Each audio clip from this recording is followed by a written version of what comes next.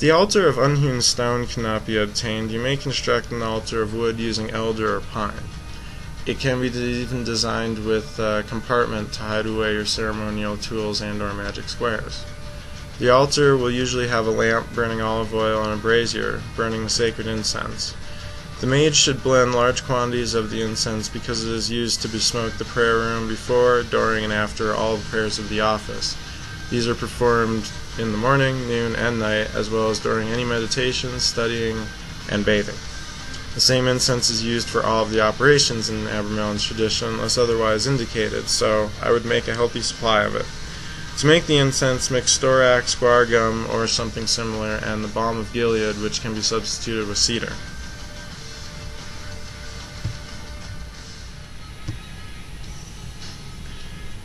So, the period of purification ends with a successful encounter with one's holy guardian angel, sometimes referred to as the HGA. And Aleister Crowley and the Hermetic Order of the Golden Dawn seem to be most interested in this part. According to the writings of Abraham, the successful use of the magic squares is dependent on prerequisite of a developing relationship with your special angel, which some believe is actually a manifestation of your higher self. That part of us that is interconnected with all of creation and its source. This is kind of the same idea as unification and entanglement and all of that. Whatever nature this HDA is, you can be sure that does not make itself known except to apparently the most pious. Other ceremonial magicians sought to reach the HGA via ritual shortcuts, but according to the ABRAMELIN tradition, this is a foolish endeavor indeed. The work performed with spiritual entities is what constitutes the book as a grimoire. The spirits that govern the magic squares must imbue them with power personally or send a subservient spirit of the same office to do this. It is interesting because the particular entities that are worked with are very interdimensional, extraterrestrial, elohimish in nature.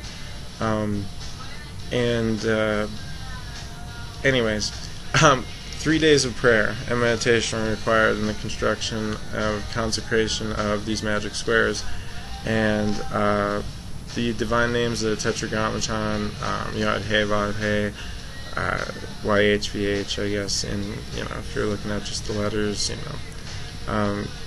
these appear frequently, including Adonai, which is Lord, indicative of the Lord of the Earth, which was kind of a varied name depending on, we find at some point Enlil, Enki,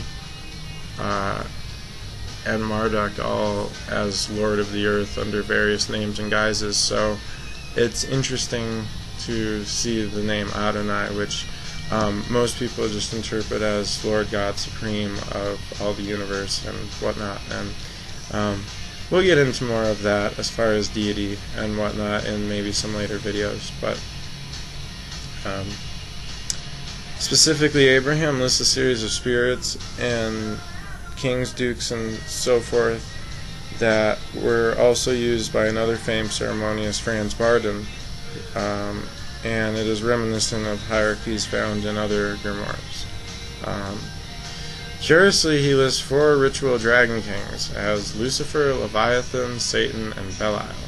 And Bel, most would note, is actually Marduk. And to the others, I'm sure we can imagine how many correspondences they could probably come up with using all of our magical lore and intelligence grandeur. The corresponding dukes we sometimes find in other grimoires as well. I guess the point, in the overall of the grimoire is that with the power of God you can command these spirits, and Abraham points out though that it is much better if you can use subservient ones as opposed to the actual dragon kings and dukes. And I suppose that would be true.